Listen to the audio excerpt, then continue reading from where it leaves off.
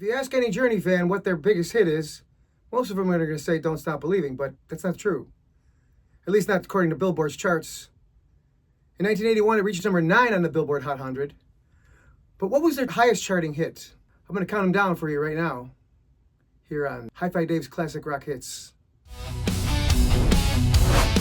Oh, yeah.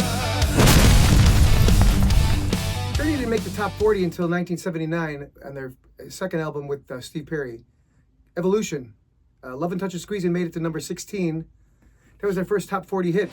Na, na, na, na, na, na, na. They had a couple of other singles from that album, but none of them made the top 40. And it was till 1980 when they released Departure that Any Way You Want It made it to the top 40 at number 23.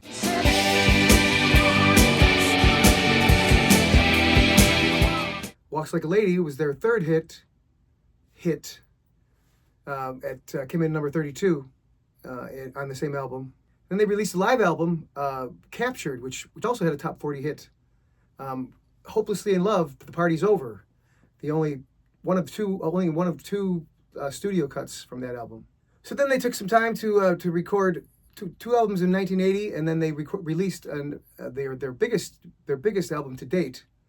10 million copies sold on Escape, largely because of Don't Stop Believing. But Don't Stop Believin' was their second hit on the album.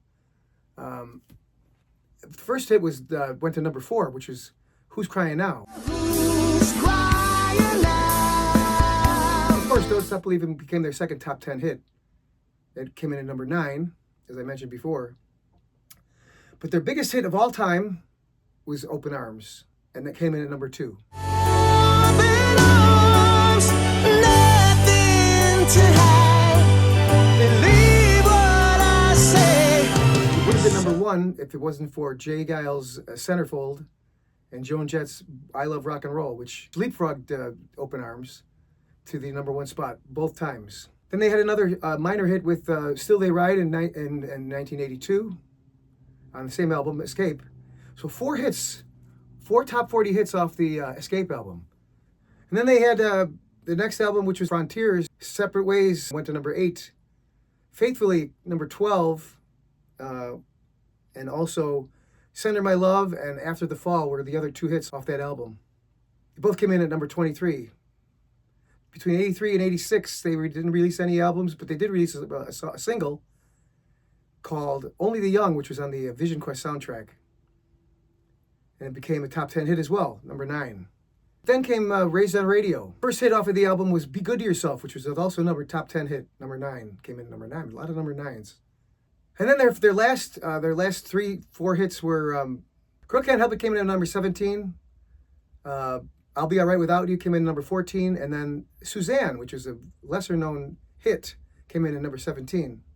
The last top 40 hit came 9 years later in 1996 with the release of Trial by Fire.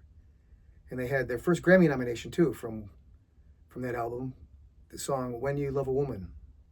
And that does it. If you like this kind of thing, hit the subscribe button, hit the like button, leave some comments in the comment section. And we're going to do it next week again. This time we're going to do it with Foreigner. How many top 40 hits did Foreigner actually have, and what was their biggest hit? Come on back to Hi-Fi Dave's Classic Rock Hits. Oh,